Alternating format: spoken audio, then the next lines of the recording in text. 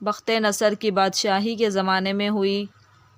بخت نصر جب بادشاہ بنا تو اسے کاہنوں نے خبر دی کہ تیری بادشاہی میں ایک بچہ پیدا ہوگا جو تیری بادشاہی کے زوال کا سبب بنے گا۔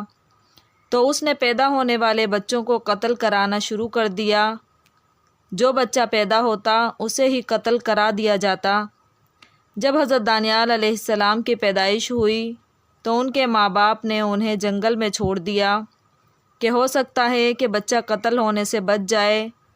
تو اللہ تعالیٰ نے ایک شیر اور ان کو دودھ پلانے کے لیے ایک شیرنی کو مقرر کر دیا۔ وہ دونوں ان کو اسی طرح چاٹتے تھے جیسے جانور اپنے بچوں کو چاٹتے ہیں۔ حضرت دانیال علیہ السلام اشراف زادوں میں سے تھے۔ دانیال کا مطلب یہ ہے کہ خداوند میرا قاضی ہے۔